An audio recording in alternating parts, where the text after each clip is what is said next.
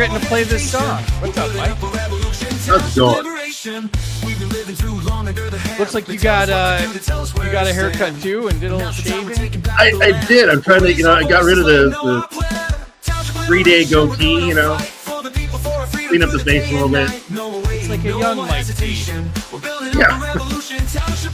Decided to change up the look a little. Maybe look a little like, a little cleaner for the holidays, I guess. Excellent. Yeah, that's coming fast.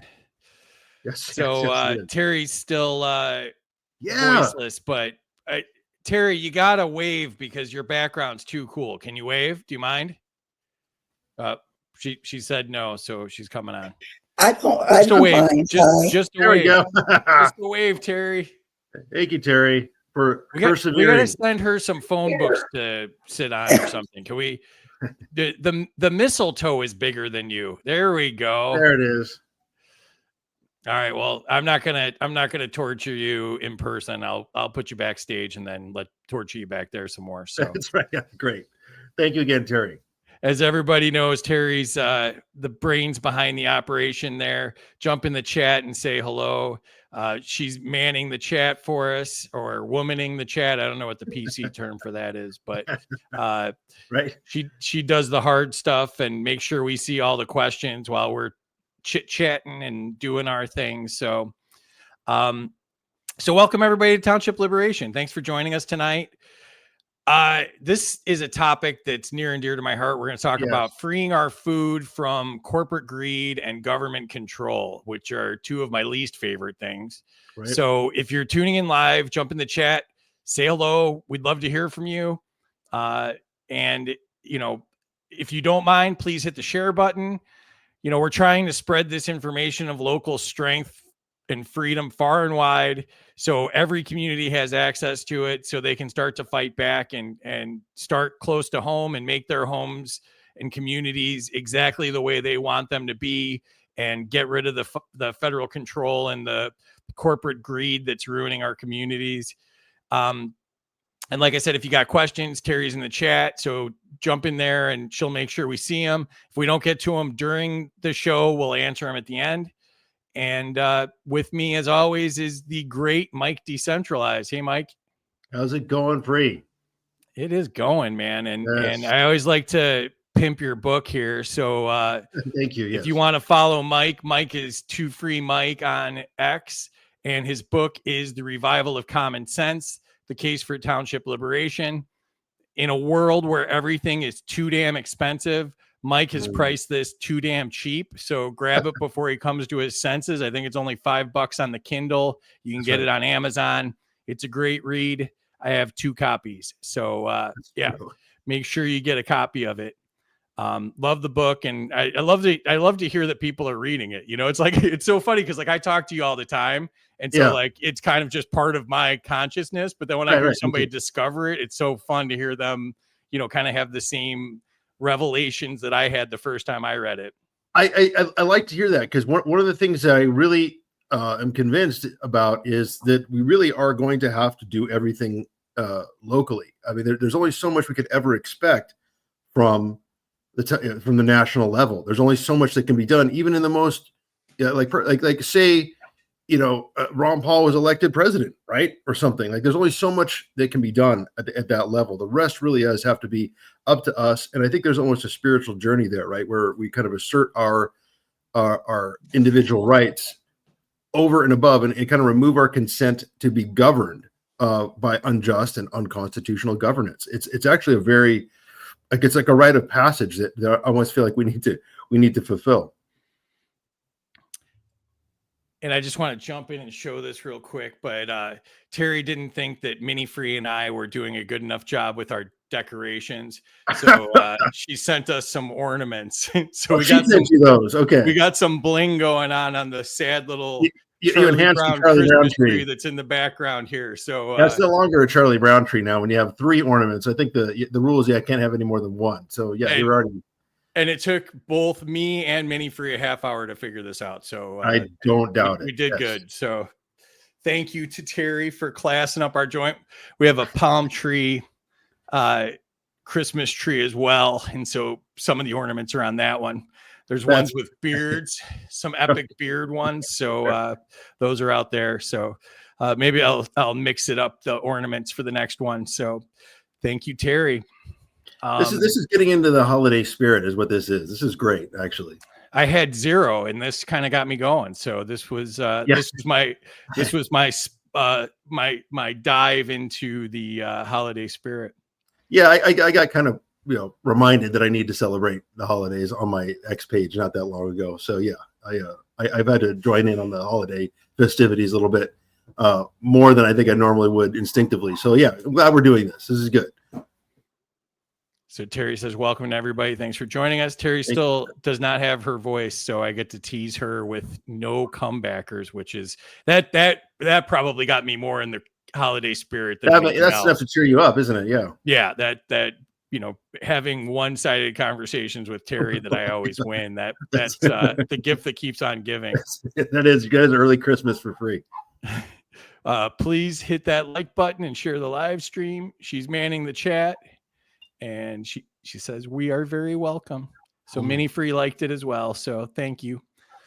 Yeah. So like I said, if you're joining us live, please jump in the chat and say hello. We'll check back in a minute here. But like I said, the topic for tonight is freeing our food from corporate greed and government control. So basically, my thing is some people think that the government is helping us, wants us to be healthy, is trying to improve things.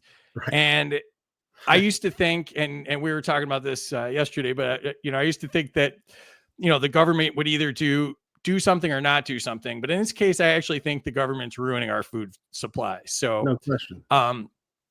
So we want to talk about how decentralization could be the key to getting our communities fresher, healthier, and safer food. So what we're going to cover is why centralized food regulations fail and do not guarantee quality or safety, how local control empowers our communities to produce better food. We're going to talk about some examples of food sovereignty movements. We're going to talk about the role of market-based solutions in ensuring food quality versus centralized government regulations. And we're going to talk about how decentralization fosters innovation, transparency, and trust into our food systems. So, Mike, I like to start off with some shocking facts. Yes. So let's play a guessing game, okay? Guess what percentage of food recalls in the U.S. involve products that have been regulated by federal agencies. And this is from the FDA, USDA. What percentage involve foods that were already regulated? So they went through the process. So they were already regulated, and then they went through the process, passed inspection, and then ended up being recalled. Isn't that all of them? Is that, or am I being maybe overly cynical? Well, it's close. It's 73% of all food recalls were already regulated and approved by the government. Yeah. And then this is one you like to talk about. The average food product in America travels 1,500 miles before reaching your plate. So Mike's getting my food in California, and I'm getting Mike's food in Florida. And obviously, not only does that reduce freshness, but that makes them add preservatives and all the stuff that people want gone with. The simple solution might be closer to home than you would think, right? Yeah, of course. So small farms here, I'll let you guess this one too, Mike. What do you think small farms spend annually on federal compliance costs? And this is from the Heritage Foundation. I thought this was a Heritage statistic. I think I remember seeing this. Okay, so we're talking about all small farms. No. Per small farm. One small farm spends what annually? So the average per small farm, or is this? Yeah, the average per small farm. Okay, it's got to be in the hundreds of thousands, I would say. Not quite, but 50,000 annually. But I mean, what does a small farm make? I mean, there's probably small farms that don't make. Oh no, that's got to be figures, right? Exactly. But I mean, that's a huge cut into their profits. I mean, that's ridiculous. So that goes absolutely nowhere. It doesn't benefit them, doesn't benefit the consumer. It's absurd. So I can't imagine what the motivation must even be a small farmer. Like you can imagine, like with that kind of an obstacle in front of you, what you are even motivated. I don't know how they even get motivated to be a small farmer. You know, it's just ridiculous how that impedes everything that's good about farming. You want to guess how much we waste? What percentage of our food we waste due to inefficiency in federal supply chains? Oh my God, this is killing me. The waste. Yeah, that's you can't guess like 110. You're overshooting all of these. Well, that's because I have a very dim view of what that came across. That came across. A very dim view of how this whole thing is. You're making me look chipper today. Right. I don't. Yeah, that's kind of bad. I'm usually a little more optimistic, but this topic is where I feel what do they say, black-pilled? I'm kind of black-pilled about food in general, and the way food is organized in the United States in particular is really ridiculous. So I'm actually pleasantly surprised that it's not as horrific as I thought, but I'll still say that the amount of food that's wasted has got to be, and you're talking about the total aggregate all food wasted over the course of a year, or a percentage. Percentage. I'd say it's got to be upwards of 15 or more percent. 30% of our food is wasted. Wow.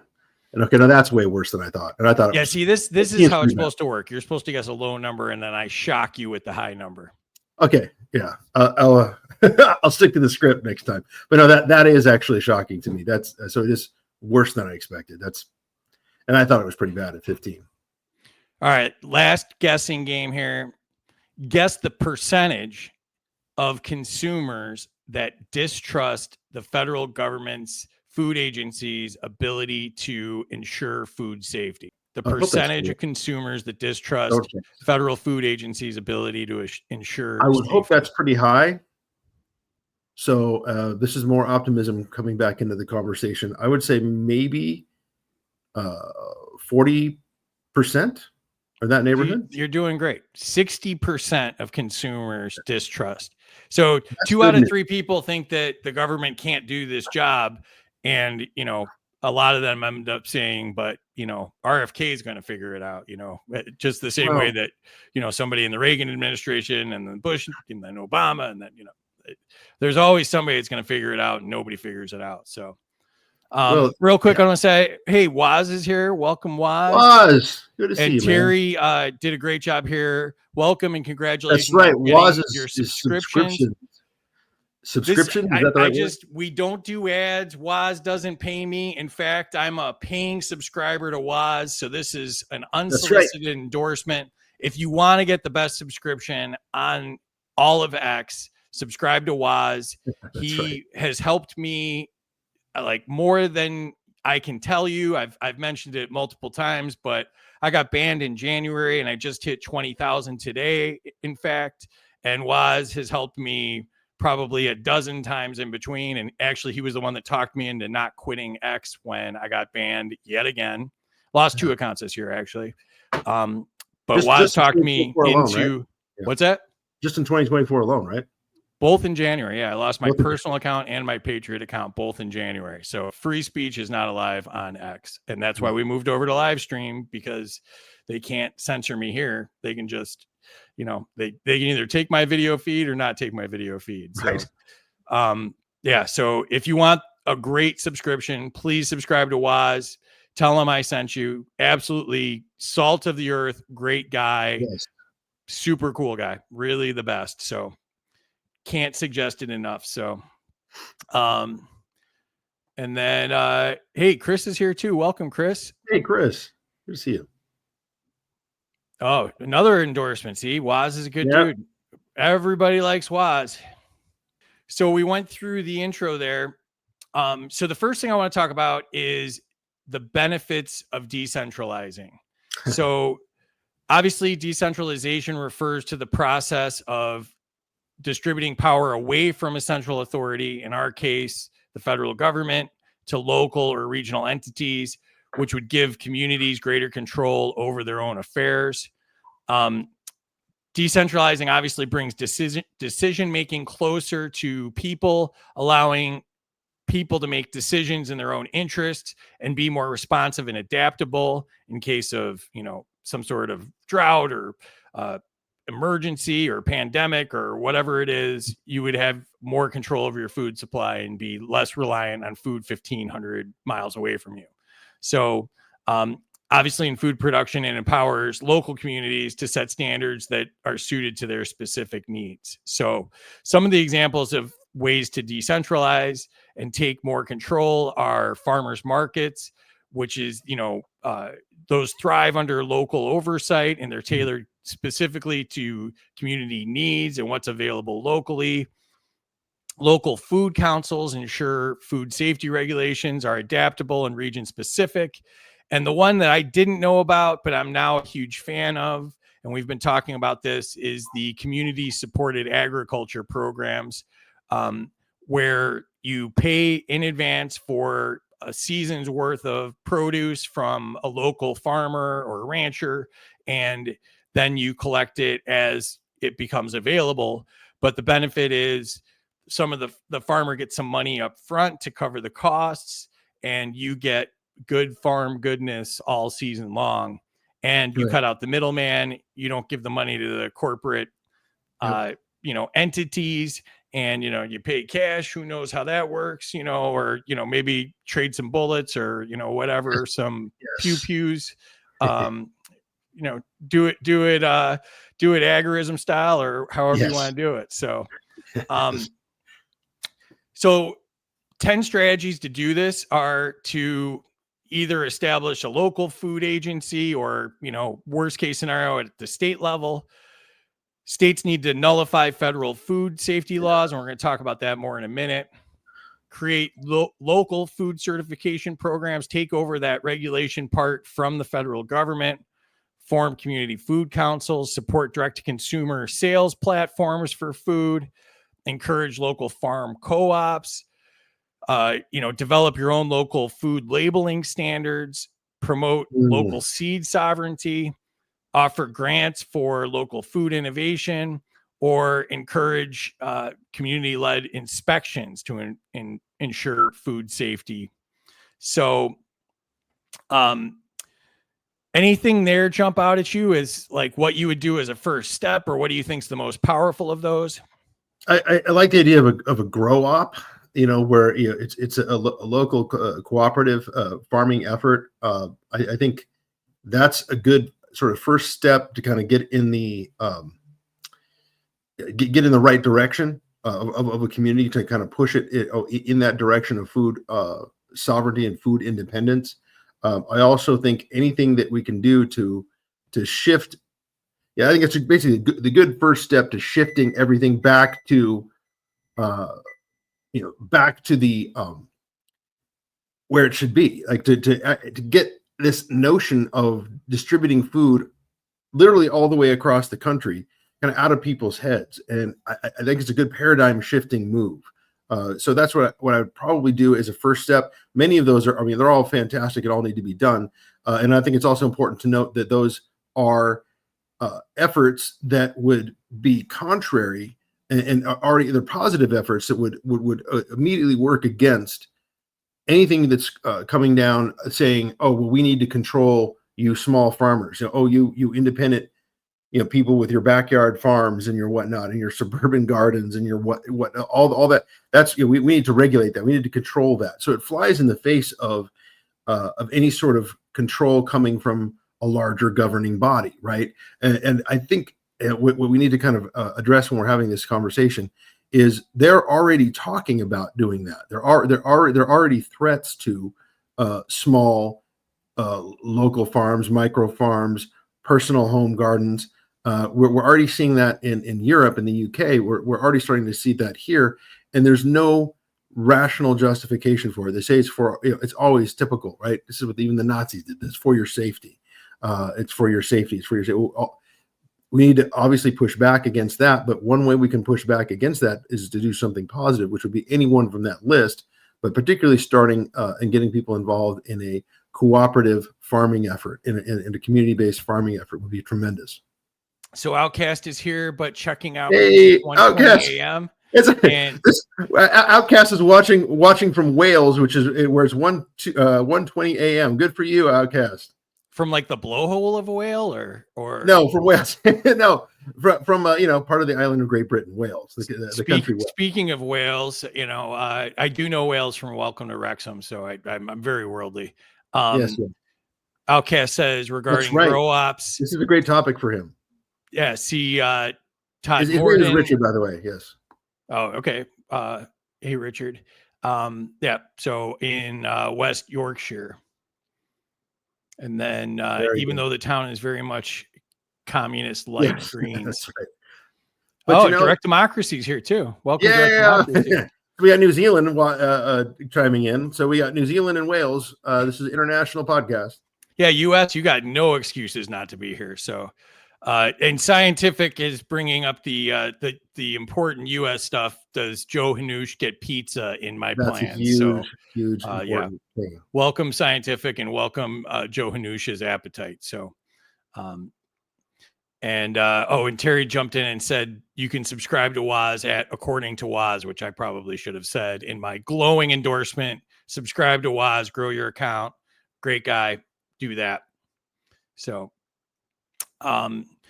so 5 benefits of doing this: flexibility, meet your community's wants and needs and your community standards, empower local farmers, empower consumers, have transparency in food safety processes, where you can actually go and, what's the Tommy Boy line? I could stick my head up a cow's ass, but, that's not going to tell you how to make a steak or whatever it is. But, you can go and you can check out what you're eating, right down the road. Right. Yes. Innovation will thrive in these settings, and those innovations will be tailored to your local environment. And then accountability. When you have local oversight, you have accountability. You can go there, or whoever's in charge can go there and look at that. So I want to hit you with some downsides, some pushbacks that you get on these. So what do you say about people that are concerned that you'd have inconsistent standards across different regions? I think that's a complaint we would hear, but honestly, I welcome inconsistent standards. I think that's exactly correct. We should have inconsistent standards because every region is a little bit different, and every region has a sort of a right to. And I go this down, as you know, down to the township level, has a right to determine, what's an acceptable, what are the exceptional methods. There's often, in any significantly sized city, there's usually some form of city inspector, right? And that's something that should be directly accountable to the people who live in that city, right? They can interact with that inspector or inspector's department if it's a sizable enough city and determine what those standards are.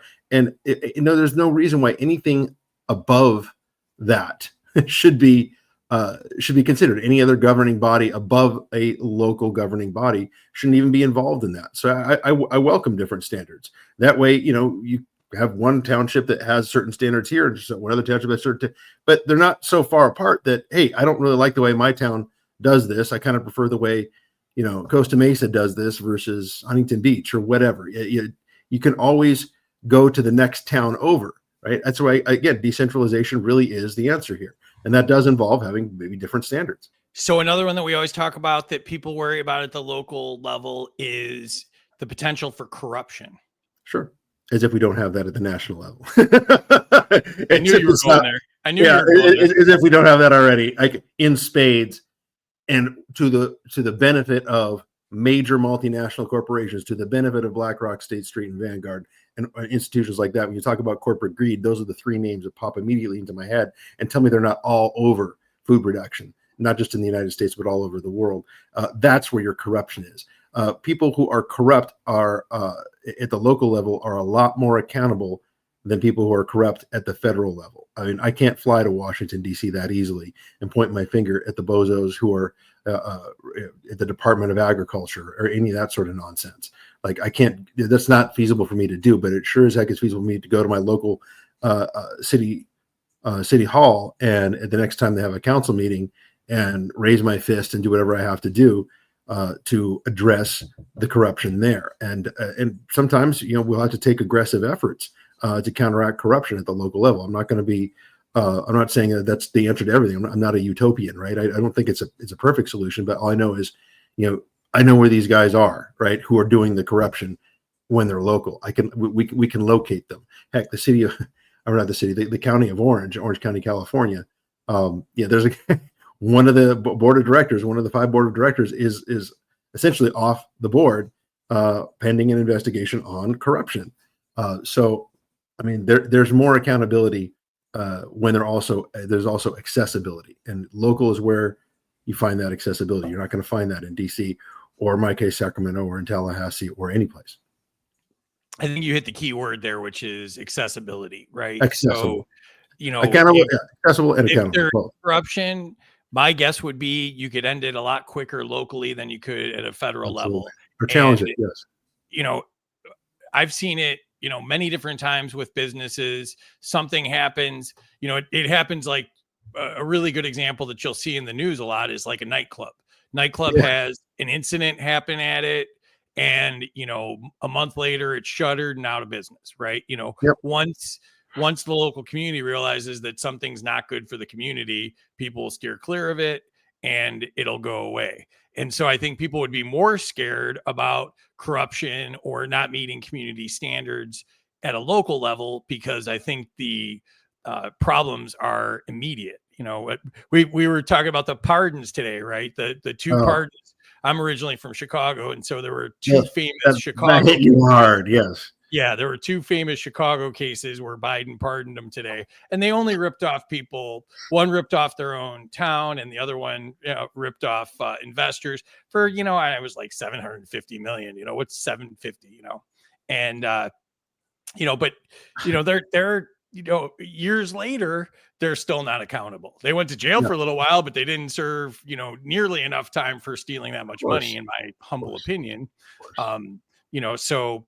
It accountability at the federal level is a weird thing. There's no accountability when blatant criminals who actually have, like, people have committed crimes with victims, right? That's a significant victimization are pardoned, and that thing that kind of makes me always ponder this is like, why these guys? Like what do they have on the Bidens? What are they?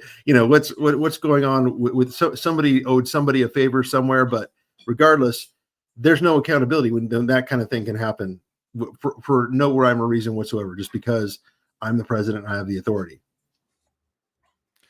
So another pushback you'll hear is that if there's multiple standards across multiple communities or regions, that there will be confusion among consumers. What do you have to say to that? Well, that's another thing that is going to be a differentiator between townships. How clearly are you going to make your standards known? And again, you're an anarcho-capitalist. I'm an agorist. It's very easy for us to kind of figure out that the market will determine that, right? It'll those that want to be more competitive will maybe have more transparency about their food products, their inspection processes, and so. If there's confusion on the consumer's part, well, you would think that in a truly free market like what we're describing, there'd be a remedy for that. They'd figure out a way to make it less confusing for the sake of the people that they're serving. That's what a free market will do. Got a couple more comments here. I want to jump in. Yeah. Scientific has very high standards. If it's delicious, I'll probably eat it. I am with Scientific on that. And he's from Iowa, so he would like to talk about corn tonight. The vegetable, not the band. I'd like to talk about the band, not the vegetable. The band is from my neck of the woods out here. That's true. And then Terry provided localharvest.org/food-co-ops. And that's beautiful. Those are the sources I use to assist people finding their local options for a co-op or a CSA, and she even spelled it out: community-supported agriculture. That's why she's the pro, man. Unbelievable, that research. I told you, brains of the operation. Truly. And I can say nice things about her because she can't reply. So that's right. How does one explain to the normies that their Congress has outsourced has outsourced That's their what they're. responsibility to corporate lobbyists. You want to take that one? Yeah, it as long as you are okay with the fact that some normies are just never going to pull their head from the sand, and they're going to be stuck in ignorance regardless. As long as you can kind of be patient to discern and determine which one of the normies is actually going to be you're actually going to be able to enlighten, then the way you approach it is, hey, have you ever heard about thus and such? You just cite examples. That's what I would do. Cite specific examples about how the Department of Agriculture is basically bought and paid for by big agriculture. And what I keep coming back to, Zach, as you probably know by now, is something that my good friend Eric always says. It's a game of big for the big. Big government rewards big business, and vice versa. It is a endless cycle, and it is the inversion of the intention of the founding fathers of this country. It is the absolute inversion of that. So if you kind of bring that about as a theme in the discussion early on and say, basically what we're looking at in Washington, D.C. and out of Congress is big government favoring big business. It's the big for the big, and the small is not even considered. It's sort of aced out of the picture. And then you can cite an example or two, of which I'm sure if you don't have them off the top of your head, I'm sure Terry can find them with behind the scenes in this very podcast. But that's how I would approach it, knowing that some people, Zach, as you have already discovered, as we just see every day on X, they're never going to get it. They're always going to, they either won't connect the dots, or they won't think it's that bad, or they will think that RFK Jr. can come in and straighten everything out, or whatever it is. They still put their faith and trust in government, and that's a spell that we may not be able to break on everybody. Yeah, the big agriculture corporations are the ones that are getting the subsidies. That's right. It's just it's all, they put the thumb on the scale, and it never favors the little guy. Never. It's always to the benefit of the big players, never to the benefit of the little guys. As much as, but they'll still pay that lip service too. Keep in mind, politics is theater, so they're going to pretend that they have. Oh, we're incentivizing small farms. We're incentivizing small businesses. We're here to help. We're the small business associate.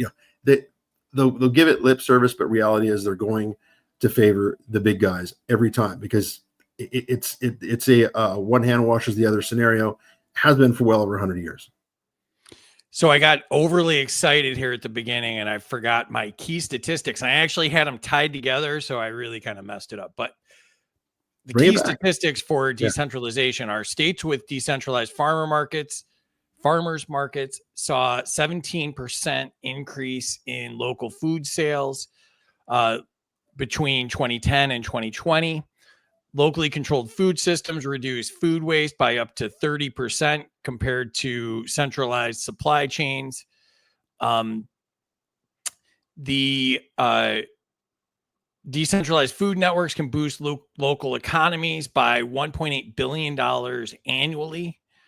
In decentralized, this one's crazy. In decentralized systems, 95% of food safety issues are resolved within 48 hours. And that's according to Jones and Patel. Decentralized production lowers transportation emissions by 26% because it's not going 1,500 really miles. Big. Yes, that can't be understated. That's huge. That's a paradigm shift. And the thing of it is, it's not trucking is valid. There's things that legitimately need to be transported in that fashion. Food should not be one of them. There's plenty of other things for truckers to do. They're a much undervalued profession to begin with. But let's not make it food, or unless it's very specialized food, very special reasons. There's no reason for food to be traveling that far and contributing to the emissions and so forth. Yeah, there's no reason for that. According to the USDA, local farms create 13 jobs per 1 million in sales compared to 3 in centralized farms. Consumers are willing to pay 20% more for locally sourced food. Decentralized food hubs see 72% less spoilage, and locally managed food systems retain 80% of the profits in the community, and community controlled food reduces food insecurity rates by 15%. So I mean, again, staggering statistics, but just showing you we can solve this. Yeah. If anybody had the resolve to solve, but we're not going to get that from a top-down federal bureaucracy. That's the other thing. We keep coming back to this, and this is yet another topic where it reminds us that our government is about perpetuating problems, not resolving them. Right? It's how they keep justifying their budgets and keep extracting more money from us, to keep printing more money and devaluating our currency to get more money to fulfill their budgets and perpetuate the bureaucracy. You perpetuate the problem. You don't resolve the problem. You keep it going. You keep all the food out. I mean, I wonder where this is going to go. I mean, I almost think, like, I don't know. Again, the optimistic take would be, okay, so RFK Jr. comes in and says, "Wow, wait a minute. Everything that I'm proposing isn't really fixing anything. Maybe I should decentralize everything. Like, maybe I'm hoping, praying he gets that revelation that the solution is not from the top down. The solution is to empower the bottom up." I'm not holding my breath, but that'd be great, because God knows everything that I've heard him describe about banning this, that, or the other thing. It's just going to keep perpetuating the problem. It doesn't resolve anything. So the next part I want to talk about here is federal regulatory failures. Federal food regulations often lead to inefficiencies, delays, unintended consequences. Decentralization can address these shortcomings by creating a more agile, community-specific solutions. So some of the examples of federal regulatory failures are delayed recalls due to federal bureaucracy, crony capitalism, which we just talked about, where regulations favor big ag and large corporations, and one size fits all policies that harm the niche producers. So 40% of all food recalls in 2021 were delayed due to federal regulatory responses. Federal regulations cost small farms on average of $50,000 per year, which we talked about.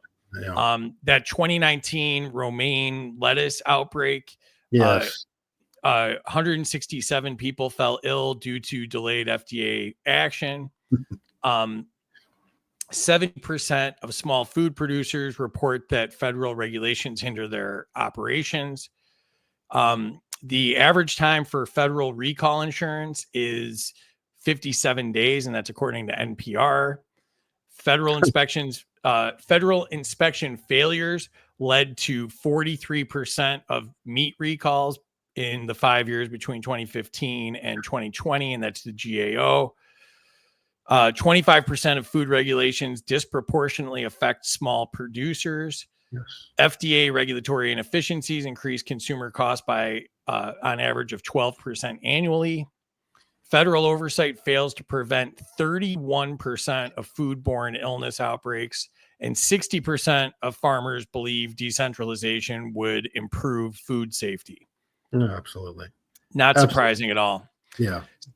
So strategies to make this work: increase state level or local level food sovereignty laws, advocate for deregulation, particularly of small producers, promote local inspection programs, encourage judicial review of federal overreach, support farmers' legal challenges, introduce sunset clauses for federal regulations, develop alternative food certification models and privatize them, empower local health departments, promote transparency in federal agencies, and this one's for you, Zach, use blockchain for decentralized oversight. Zach always likes to point out that blockchain can solve a lot of this, which is absolutely right. Yeah. Yeah, tort caps would be great as well. Yep. Yeah. Good point. So any of those jump out at you that you think are very close? Oh, hey, there we go. I knew I got Zach on that. Yeah, he got his attention. Yes. I think decentralizing or pushing forward the decentralization, that's a really important thing. Like, to basically kind of putting that into terms that I would kind of use, nullifying the unjust governance of monitoring small farmers. Like all those restrictions, those $50,000 worth of compliance that a small farmer has to pay, that is no big deal to a large farm producer, big agro, but a small farm producer, which is who we want to support. I think helping to enable them to just simply nullify, simply not comply, and still get away with it, still do it. It's a very agorist response, but I really believe that's a good first step. Just say, Dick, we're going to absolve you. In fact, we're going to help you in your efforts to not comply and to simply function as a small producer, as a small farmer. And I think pushing it against those types of regulations on behalf of small farmers and small producers would be a good first step. And it's a sort of an assertive way to go about it. There may be a way you could do it more in a more positive sense, but I do think there has to be a way where you just simply, or a time where you simply say, look, we're not going to collaborate with this oppressive nonsense that should not apply to us. I think a community can rally behind that as well. So I think it's a good first step. I don't even know what's going on here. My friend is a 5 foot tall, small farmer, but he has a couple thousand acres. So a 5 foot farmer with thousands of acres. That sounds highly decentralized. Oh boy. And all right. So let's talk about the benefits, and then we'll talk about the pushback. So 5 benefits would be faster responses to food safety issues, reduced corruption from corporate lobbying, which Zach also brought up. I'm hitting all your points here, Zach. I mean, I am the MVP today. Support for small businesses and small farms, adaptability to regional needs, and reduced bureaucracy for food producers. So, Mike, I'm going to hit you with some pushback here. Sure. One of the concerns is gap in oversight. What do you say about that? Well, I think the oversight, again, I think we've kind of pointed out that the oversight as it is at the federal level is severely lacking anyway. So there's already gaps in federal oversight, but there's increased scrutiny as well as increased accessibility at the local level, and therefore increased transparency. And so I think whatever gaps in oversight there might be are, again, quickly remedied at the local level. We've already seen through the statistics that you read off that there's massive gaps in not just oversight but enforcement of in some cases rules that may not even necessarily apply to small farmers. But there's gaping holes in oversight as well as enforcement at the federal level that would be a lot easier to close at the local level. So again, I put a lot more trust in local inspectors who are accessible to the people they serve versus any type of federal agency that's tasked with the safety of the entire country's food supply, governing every single farm producer and food production anywhere in the United States. Just again, that this does not seem like a realistic manner of dealing with health and safety issues. This top-down model seems archaic, and really, I don't think it. I'm trying to think if there was ever really a time in history where that was a good idea. It's certainly not today. Yes, indeed. Yes. For the win. That is it. Batting 1,000. I'm the real MVP. That's it. All right. So what about the worry about resistance from entrenched interests? Again, it happens at the national level, something fierce already. In fact, I'd say most of the regulations concerning the environment, concerning agriculture, concerning almost anything the government regulates and touches at the federal level already has entrenched interests already spelling out they're already in bed with the enforcers to control the market and to control the entry of any new competitors in the market. Again, scaled down, I think you find that while that can and does, I'm sure, certainly happen, it's something that is much more easily remedied at the local level than it is at the national level. and I'm sure it happens. I'm sure it happens locally. I'm sure there will be, even in my hypothetical scenario, where local inspectors, carry most of the weight, if not all of the weight, concerning health and safety and food safety in particular. They're accessible, right? We can reach out to them and we can challenge them and we can hold them accountable a lot more easily at the local level. The people that they are accountable to are right in front of their face. Essentially, they're very, very, very capable of challenging when they make a mistake or when they are worse, are corrupt in some way, shape, or form, and getting some sort of kickbacks from local producers and so forth.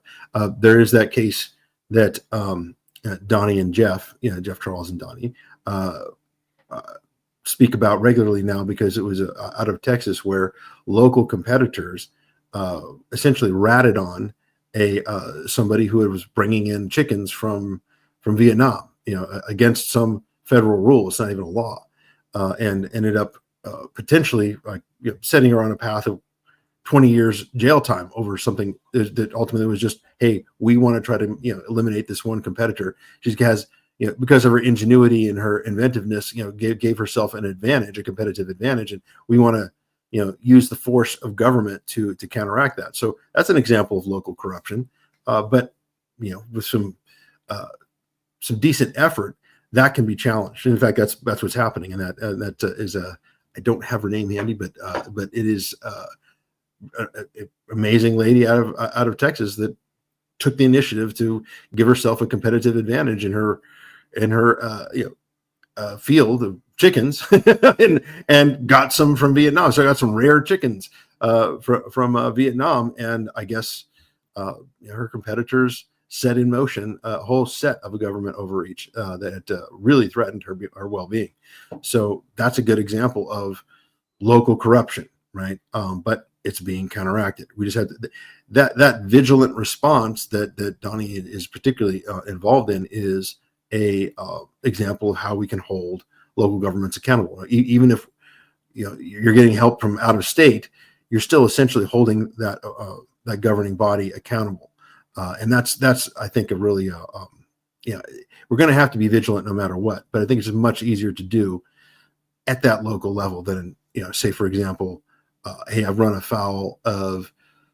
She already did there of some regulation that I have no chance of ever complying with, and it's just going to run me right out of business. Again, there's only so much we can do at the national level to get anybody's attention, let alone challenge anything. But at the local level, we have that advantage. Yes, thank you, Terry. I want some credit for this. That was me. That was you? Oh, sorry. I thought it was Terry. So this is the Jeff Charles article that you were talking about. Yes. Jennifer Mayo is the young lady's name. She owns a chicken farm in South Texas, and she's been accused of smuggling by the federal authorities, and they came in and killed her chickens. So yeah. So there's that too. So I mean, there's definitely overreach and abuse, but we, again, we can push back on this kind of thing, and ideally, with one victory, it sets a standard that will discourage any further type of overreach of this kind. If we can set a precedent in the other direction, towards liberty, as opposed to what they were proposing, where the public defender was saying, oh yeah, you're going to have to settle for 20 years jail time. Obviously there's a better way, and I'm glad that Donnie and Charles intervened in this way to bring this to people's attention. But this is an example of essentially what started with local corruption. It was competitors not liking the fact that she had this, she gave herself a competitive advantage that she was unfair because it didn't follow the rules, so to speak. But in reality, there's no real crime here. There's not even a violation of the law. It's just a rule. Well, and we talked about failures in, federal regulation and oversight. So the quote from her here is, I felt like if customs let me through with my eggs, they were in the carry-on. They were not hidden. Right. I came on U.S. soil. Nobody cared. I thought it was fine. She started talking about it on Facebook to other chicken people. She didn't hide anything. And, Right.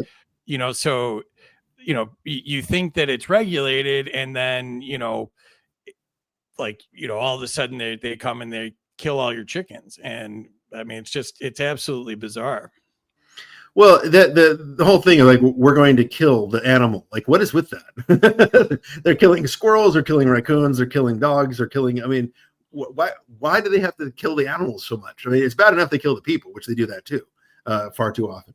But they kill your animals, like that. In this case, are also your livelihood.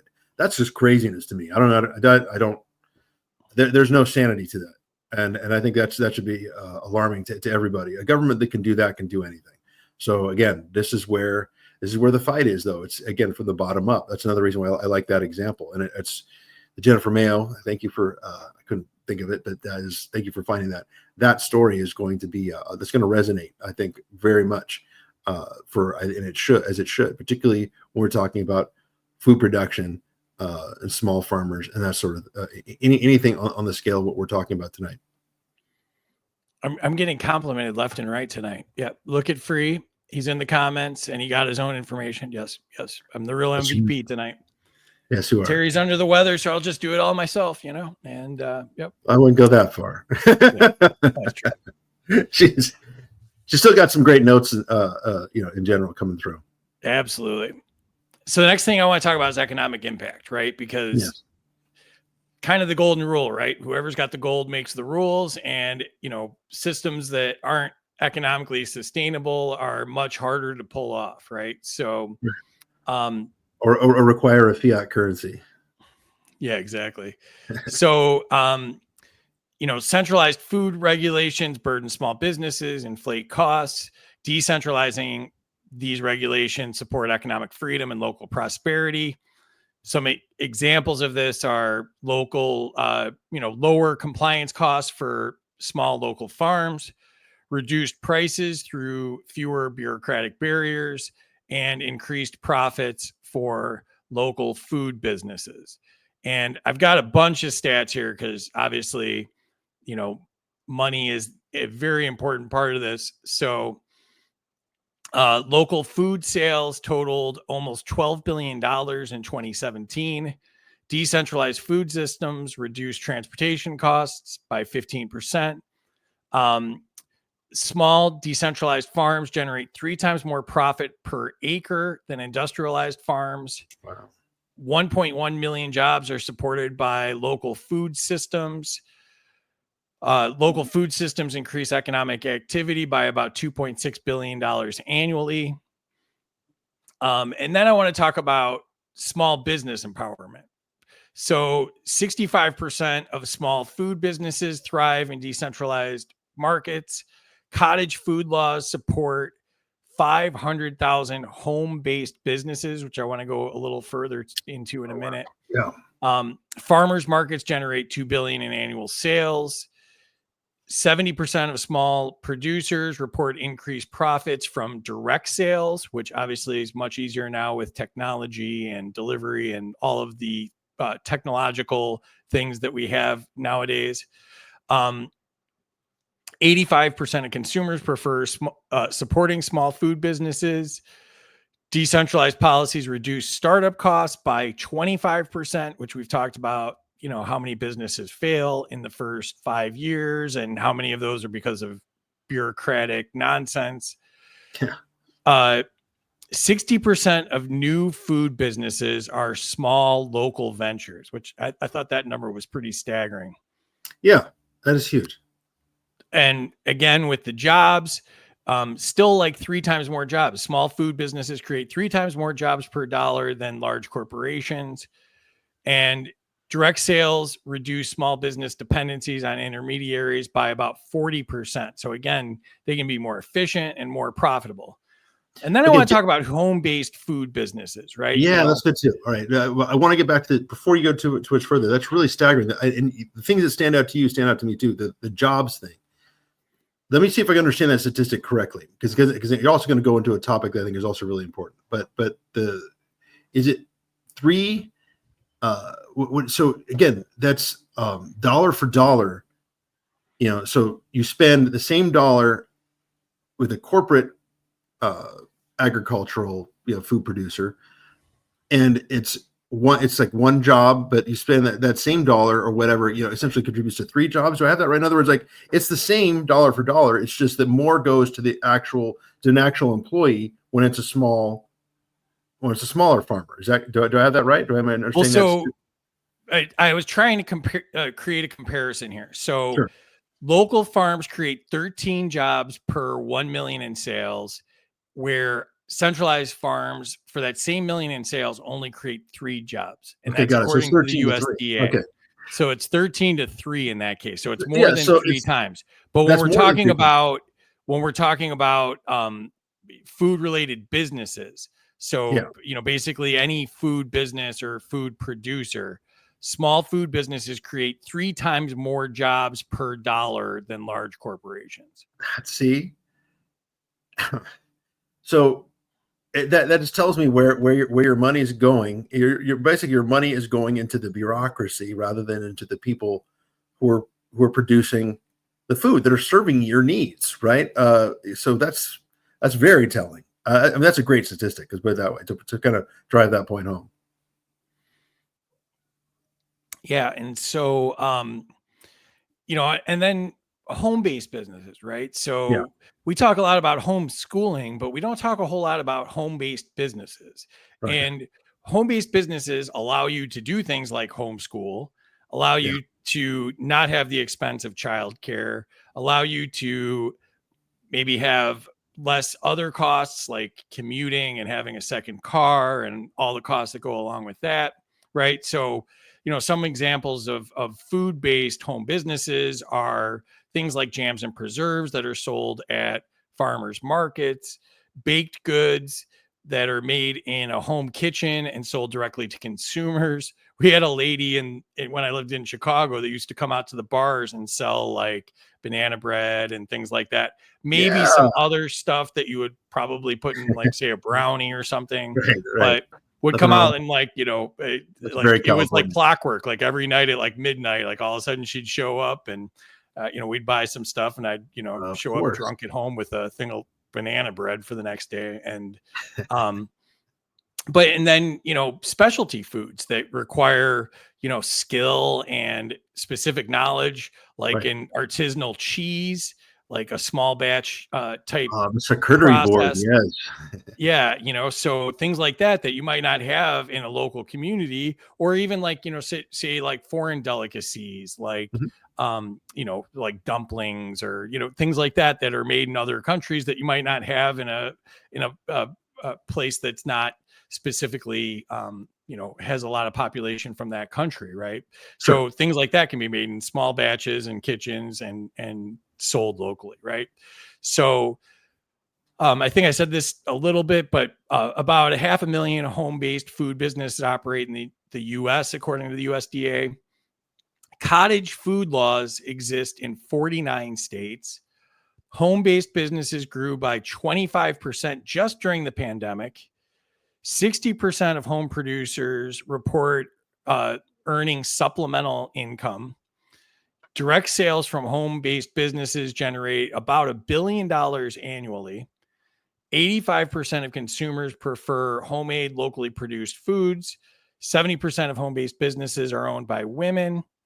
And that's another one that I wanted to hit on is, we always talk about things like OnlyFans and stuff like that. Well, why aren't we promoting businesses that we, think that are, super useful then, like home-based businesses that people can operate from home and have kids at the same time and provide their own, watch their own kids instead of having to go to childcare and all of those things. So 70% of home-based businesses are owned by women. So if we want to support women, and if we want to be feminists, and if we want to do all these things, support, like Justin Trudeau, support local businesses, support home-based businesses, get rid of the regulations, make them easier to start and operate, right? Startup costs for home-based food businesses are 90% lower than commercial operations. 80% of cottage food producers use sustainable practices, which is another thing. Big agriculture doesn't rotate their crops, and they have soil erosion, and they have all these problems because they're just trying to get as much out of it as possible, and then they'll just buy some more cheap land and trash that, right? And home-based food businesses reduce food miles by over 30%. Yes. So, just absolutely huge impacts. Well, and then just think about home-based business as the ultimate. Ultimate form of decentralization, right? Why wouldn't we want to do that? It makes total sense. It's not something that it's talked about because, it would shift the paradigm and solve too many problems if we had a truly decentralized society where the majority of our business activity is conducted at home. The irony being, of course, is when we were all forced to stay home, we had a taste of that, didn't we? During the ridiculous lockdowns and all the other nonsense that I think actually woke up a lot of people, thankfully. But they also woke people up to the fact that we really could do most things from home. To me, that's one of the great, wonderful examples of decentralization right there. That's certainly a huge part of what I'm hoping becomes much more prevalent. And just conduct business at home. And be your own business at home. Drive your own. I see that happening. I don't see that being. You can't contain it. I think it's inevitable. Terry says that we have a woman that makes homemade meals for singles that are delicious. They haven't shut her down yet, but they are trying. Of course they are. Yes, that's. Started. Of course they're trying to do that. Yeah. So, let's try to shut them down instead of, making it easier and especially stuff like that. Like, we're so concerned about food health this year, right? All of a sudden, like we realized, eating, nuclear orange mac and cheese out of a box is probably not the best idea, right? And that Fruit Loops aren't really fruit and probably not even loops, but, we're just realizing that now, but we're going to shut down anybody that's trying to provide, meals to singles for, real meals and, making, batches of stuff and selling it. Probably can't even give it away for free.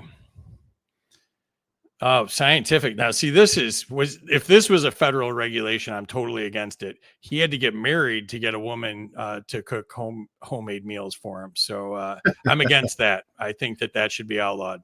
I think you should just get the meals.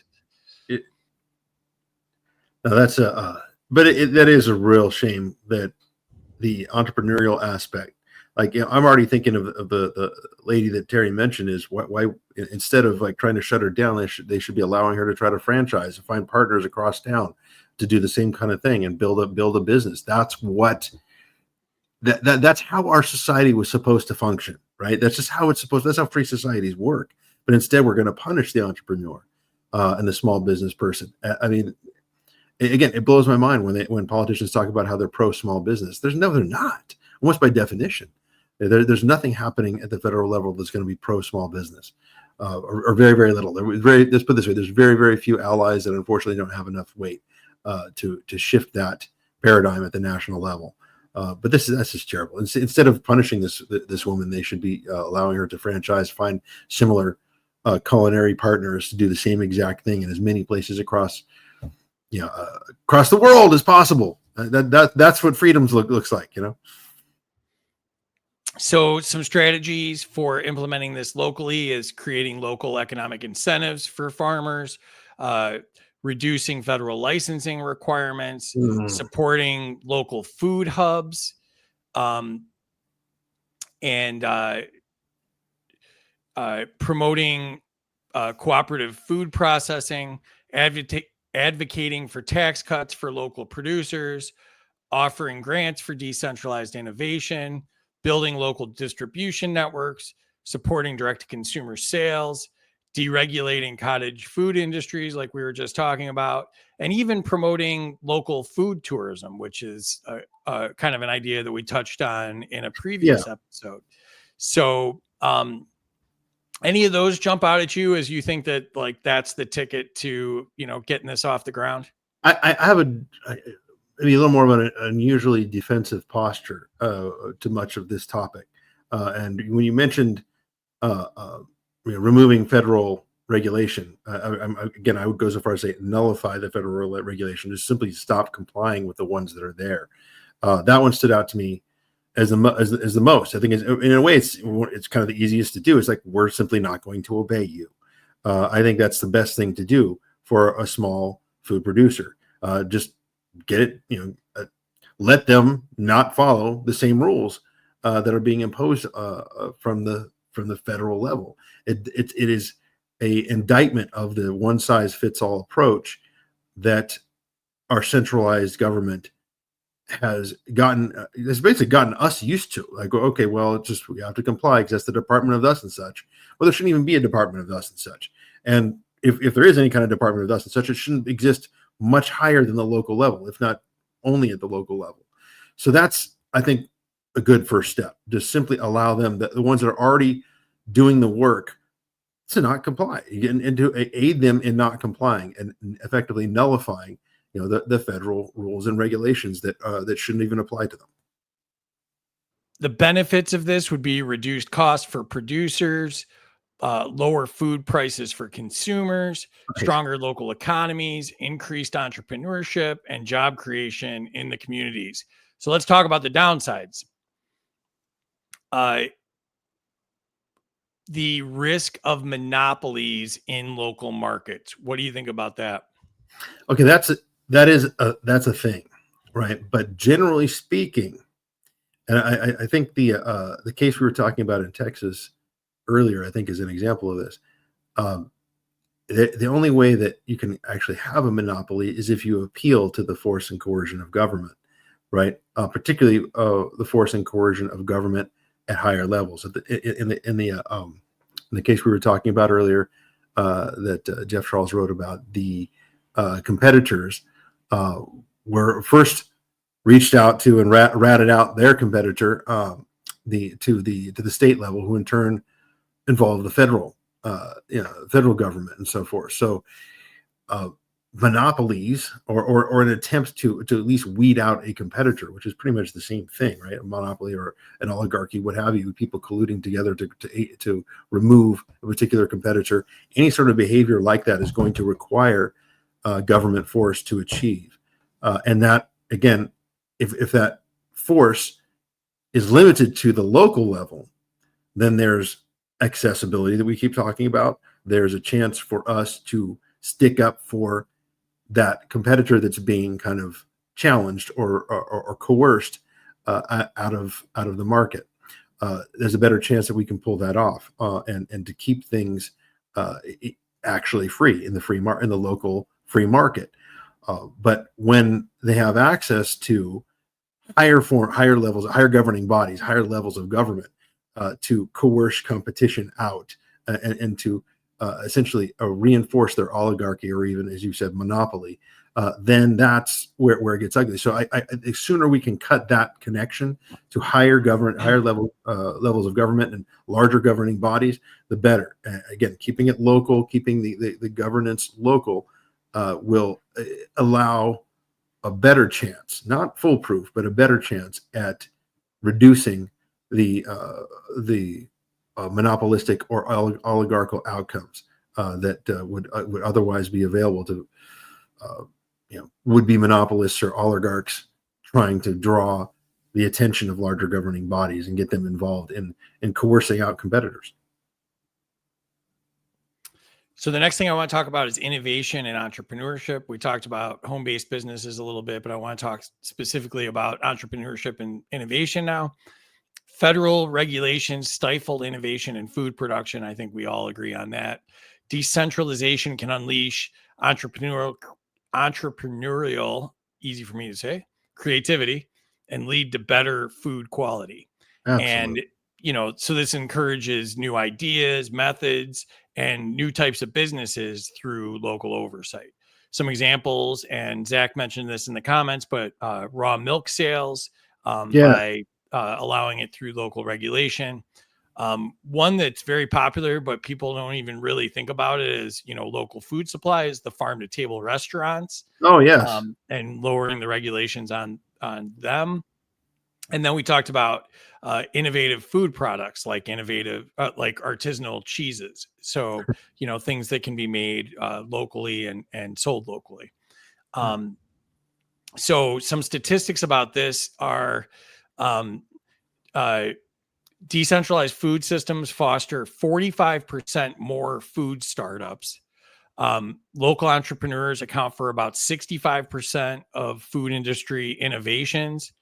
72% of small food businesses cite local autonomy as a key to success, and community-based innovations improve food supply chain efficiency by 30%. So that's a big one for us, is how easy is it to get the food there and the safety of that.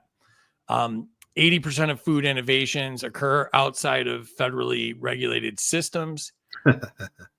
Decentralization increases funding for food startups by about 25%.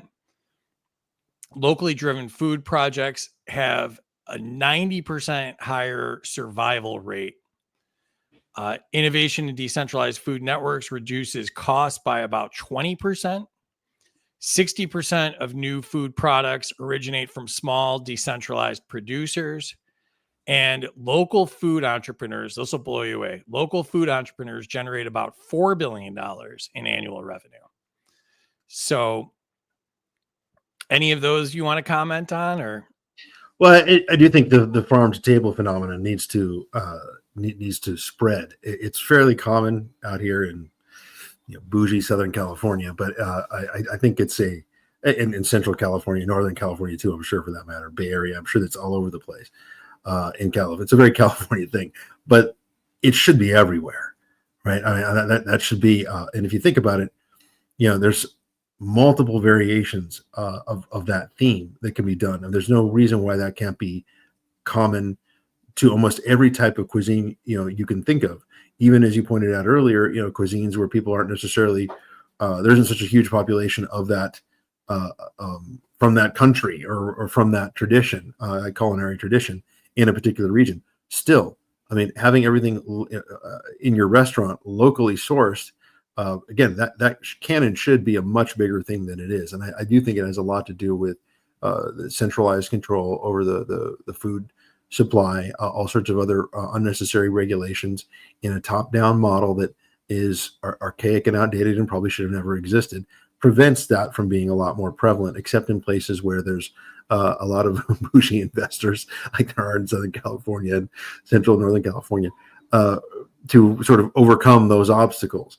But that's something that I think should be a very common practice. I dare say that in the the 19th century, and certainly in the 18th century, that was the only way you got food, to a restaurant, right? Everything had to be locally sourced.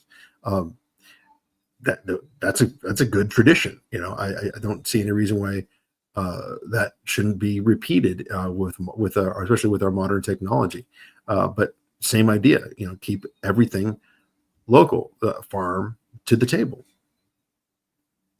I love this, Terry. Terry says maybe we should have local searches for farm to table restaurants in our area. For sure. Be game for eating out once a week to look to try them out.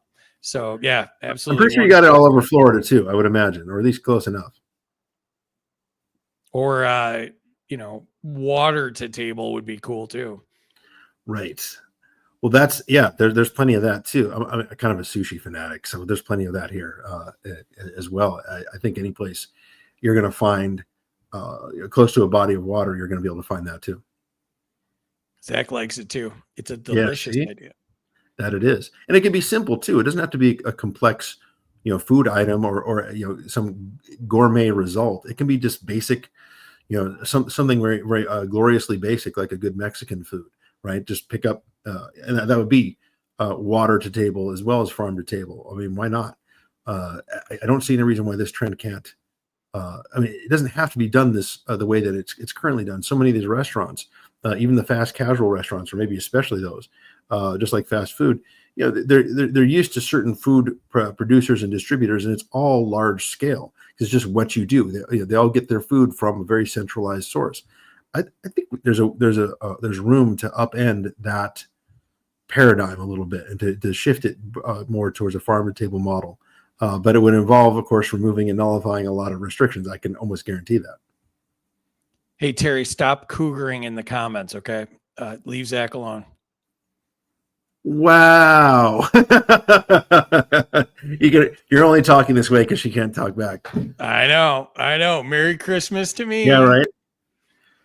I think Scientific married my ex-wife. Statistically, my wife is. Yeah, if we're talking statistics, right?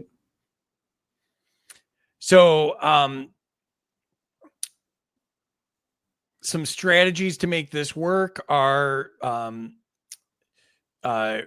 reducing licensing hurdles for food startups, supporting food incubators locally, allowing direct farm sales, deregulating niche markets, promoting community kitchens, funding local food innovations, supporting mobile food markets, allowing home-based food businesses, developing local food festivals, and we talked about raw milk, making that available locally. So raw milk scares the hell out of me, but that's I'm all about you all making your own personal choices on that, but I don't like regular milk. So that's not your thing. That's okay. Well, that first one you mentioned, really kind of has reducing licensing hurdles for food startups. That would have a sort of trickle down effect or domino effect, I should say, domino effect of almost all the others you mentioned. And that's to me is a very good first step. You either deregulate or nullify the regulations and the limitations that would that hinder that kind of food production and therefore all the innovation that goes along with it. There was one other one you said though that really kind of stood out too is to me, like every now and again you see a facial reaction of mine when you're mentioning these things. There was one that I also thought was really, really good that was more towards the end. Like what was it? I think it was maybe like your 7th or 8th one that you mentioned. We will see if I can find that. Let's see. Supporting mobile food markets. Yes. Okay. Do you have? I'm trying to check to see check the temperature of other parts of the country, in the world for that matter. I don't know if Richard's still awake in Wales, but I was curious to see about this. But are there food trucks where you guys are at in Florida? I'll just ask you where you're at. Or I'm pretty sure Chicago had them, right? Or is that a thing, or is that just a California thing? Food trucks. Chicago, it was not that popular. They regulated the hell out of it, and so you hear fantastic food in Chicago. Buy from a food truck on the street like New York. You can't really do that in Chicago. Florida, we have it all over the place. One of the cool things is, we have a lot of communities here, a lot of HOA type places, and a lot of the communities have like a food truck night. And so that's kind of cool. They'll have a different food truck. The place I used to live had, I think it was like every Friday night they had a different one. So you'd have Polish food one week and Mexican food the next week and sushi the next week. And, so it was really cool and really excellent food. So see the food truck thing that strikes me again. I'm sort of triggering agorist instincts here, but it seems to me like there's sort of a built-in way to circumvent a lot of unnecessary, stupid regulation. When you put it on a truck, it's on wheels. I mean, I don't know that assumption is true, but it seems like that's a good way to get around a lot of other restrictions as well and start to execute kind of a farm to table strategy. Like, what about a farm to truck, right? I mean, farm to, so you're taking stuff from your farm and putting it on a truck and taking it mobile. Taking your fresh from the farm food wares of whatever style or type of food that you want, putting it on a truck and making it mobile. I think there's a way to kind of at least make it easier to nullify some of the nonsense regulations when you put it on a truck, I would think. But that also sort of stood out to me of the things you just mentioned. Yeah, and we have like bars that have no kitchen down here, and at a certain time of night, a food truck will come by, and all the regulars know that the food truck will be here at 10 p.m. or whatever, and then the food truck shows up, people order their food. It's pretty cool. And then a lot of places have that as a feature. There's a place down by where the Red Sox play spring training that has like 3 different food trucks each night on the weekend, and so you get like a kind of a festival type atmosphere. Yeah. And you show up, you get it's a great way to support local businesses, because they don't have to have the cost of installing a several $100,000 kitchen and keeping up with that and staffing it. And but they can get the food, and they've actually turned it into an event that people are like talking about it earlier in the week, like, hey, you going over there on Friday? And I dare say a food truck business. Yeah, I dare say a food truck business you could run from your home, like we were talking about earlier. I mean, that could be a home-based business, right? I mean, conceivably, especially if you only have a couple trucks, that's all you need, right? Or even just one. That could be a home-based business. So I like that. I like that the opportunity, I think, is only just begun to be tapped. Well, and you're hitting one of my benefits, which my first benefit is greater creativity in food markets, right? So you're coming up with all these creative ideas, and that's accessible to the entire market if you allow it to happen, right? Yep. And then increased variety of products, which we talked about with artisanal based food businesses, or different ethnic cuisine, and keeping cultural stuff alive. And then obviously a huge benefit is it supports small businesses, faster innovation cycles, and more responsive to consumer demand. Yes. So let me hit you with some of the pushback here. Okay. What about if we don't heavily regulate it, there's health risks? Yeah. People are going to have that mentality that regulation equals protection. And unfortunately, is your statistics, you've already rattled off several that show pretty much the opposite, that regulation actually ensures a lack of health.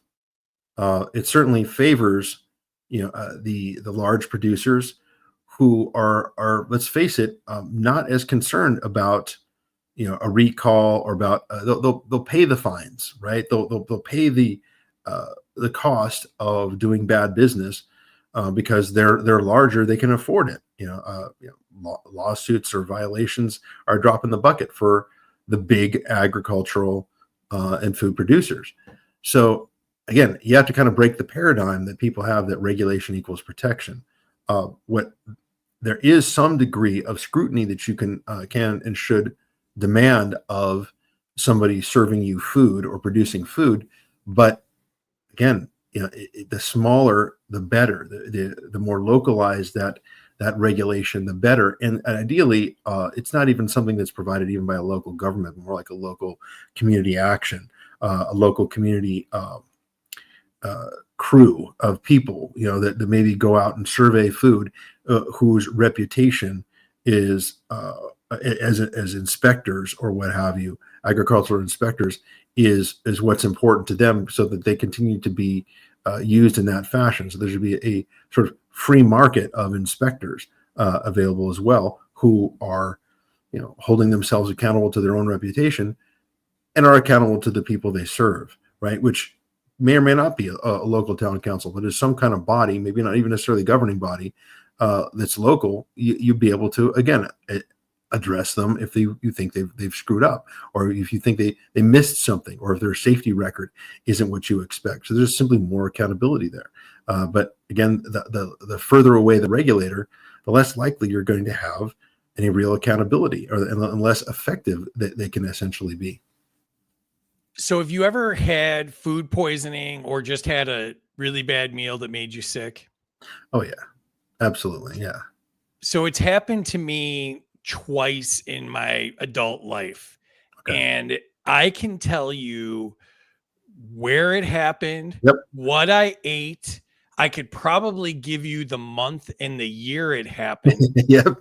And So when we talk about safety, I know in Florida, if something happened, it would be everywhere. It would be all people were talking about for, days, weeks, months. Right. And, so like, I mean, the two places I got sick, I got sick at the Denver airport one time. I had something to eat there. And I actually, The Denver airport is creepy to begin with. Yeah, this was years and years ago. And I literally was just talking about it like a couple of weeks ago with my cousin. And she's like, what airport? What restaurant? She's like, I don't think it's there anymore. I'm like, I know, this was like years ago. This is probably a good thing. Yeah, but I was still talking about it, and she still wanted to know what it was to avoid it. So I kind of feel like people don't want to get sick, and so the word will get out if people are getting sick from a place, right? Yeah, absolutely. Yeah. What's the cliche? Bad news travels fast, right? I mean, bad news really does travel fast for that sort of thing. I mean, and this is the thing: Yelp is abused, unfortunately. So Yelp isn't necessarily this credible source of consumer feedback, but there are other sources of information as well that kind of hold restaurants accountable for bad practices and so forth. And it's interesting to note that these experiences that you had, and I'm sure the experiences that I had, it was with a specific restaurant, specific place, specific time, and I would say that there should be greater accountability when that's localized, right? I mean, I don't see there being a whole lot of accountability for like mass poisonings, or something like these recall efforts, right? The things that get recalled and so forth. I don't see a whole lot of corporate responsibility, but individual restaurants that didn't prepare food correctly, of course, there's accountability because it's very specific, and you can target. It's decentralized. You can target where that came from very easily because it's decentralized as opposed to some giant centralized poisoning, or tainting that occurred in the food supply. I mean, that's horrible. Talk about wasteful, right? I mean, centralization leads to waste. Let's just say that among many other negative things. Oh, here it is. 80,000 pounds of Costco butter were recalled for missing. Guess what? Let's just guess. What words were missing? What words were missing that they had to recall it? 80,000 pounds of butter. What words were missing? I should know this. I remember when this happened. Contains milk. Oh, no kidding. So it didn't have contains milk on it. It was butter. Butter is made out of milk. So it didn't have the words contains milk. So otherwise, perfectly good butter. I'm telling you, they want to starve us. I mean, this triggers that's so inept that it triggers my paranoia a little bit. Like, there's no reason why that should have ever been an issue. And this is death by regulation. I can see it's like, we'll end up starving ourselves because we didn't follow the rules, or didn't fill out the proper paperwork for our food. But just imagine if that was a small provider, right? Like if it wasn't Costco, it was, say it was something where, let's use corn because scientific. Oh yeah, we forgot about corn. Corn one time a year. A family's been doing corn for generations. They harvest it one time a year. They forgot to write contains corn on the package, and right. They have to recall their came from a husk. Right. So I mean, the whole system set up. Costco can absorb that cost, of course. How much? How many companies could recall? I think they said it was like 7 batches of butter that didn't have contains milk on it. How many could absorb the cost of recalling 80,000 pounds of butter? The system as we have it, the centralized system we have it favors the big for the big. So Costco could absorb it, but very few others. And they recall due to that, and then they miss foodborne illnesses and all the other stuff we've been talking about here. At least they were labeled correctly. It's poisoning you, but they had the correct labeling. The Boar's Head plant that had, what was it, listeria that the Boar's Head had the problem with. The plant that all came from had just been inspected, so I mean, inspections aren't working. The centralized processing by the government's not working. Like none of it's working. I mean, obviously I'm sure it works some of the time, but we have statistics that show it doesn't work a whole lot of the time. Yes. So, what are we getting out of it other than increased cost and, putting small businesses out of business? Yeah. Preserving the oligarchy. Yeah. So that was the ones about that. So the strategies for enhancing local food safety would be developing local food safety training programs, creating community-led inspection boards, supporting decentralized recall systems, funding local food testing labs. And Mike, when I say funding in my examples, I'm not saying by force. Coercively, saying, yes. Yeah. Coercive. Yeah, I'm saying, like a co-op, right? Like you can join a co-op. It doesn't have to be funded by, some sort of governing agency, right? Yes. Allowing direct-to-consumer sales with safety transparency, developing blockchain-based traceability for local foods, encouraging food safety partnerships between producers and consumers, promoting self-regulation among local producers, establishing regional food safety hotlines, and offering grants for innovative local safety solutions. And again, grants can be from nonprofits and other funding sources as well. So any of those jump out at you as interesting? Yeah, well, I got to jump on the Zach bandwagon about blockchain. I think that actually resolves a great deal. First of all, it's already a decentralized system to begin with by definition. And yet it gives all the transparency, all the visibility, all the accountability that a consumer could ever want. So I'm going to jump on that bandwagon in a hurry because I almost feel like I should retroactively answer most of the questions that you've asked of me with that in mind, with blockchain in mind, because it absolutely has the potential to bring about all the decentralization you could ever want, and yet all the accountability that the marketplace would ever demand and require on behalf of the consumer. So yeah, I'm gonna go with let's blockchain that local blockchaining, if that's a correct term. I'd be intrigued to see where that goes. So Mike has officially joined the blockchain gang I'm the blockchain gang. With me and Zach and Casey and Scientific, and we've got a nice one going. I feel like I was late to the party because I didn't really realize how deeply that could be applied to what we're discussing in terms of food production and agriculture. That's huge. So yeah, I almost feel like I'm late to that party, but I think it sounds like the potential is brilliant. Terry's got a good one here. American schools throw out 530 tons of food a year. Zach says the whole system is designed for fraud, waste, and abuse. Absolutely. The FDA was originally created to stir more profits into the coffers of big cattle and slice competition of small ranchers and farmers. And yes, anytime you centralize that kind of power over an industry, it's going to favor the big because of big government. It's marriage made in hell. Yeah, and Zach does the blockchain roundtable. It was on today. I watched it. Yes. I said hi. Zach didn't say hi to me, but I said hi. And 11 a.m. Eastern on Thursdays. Yes, that is actually really good, Zach. And I will join at some point. That's usually a little early for me, but not terribly. I was there, early. Zach. I was there. The real MVP. So some great comments here.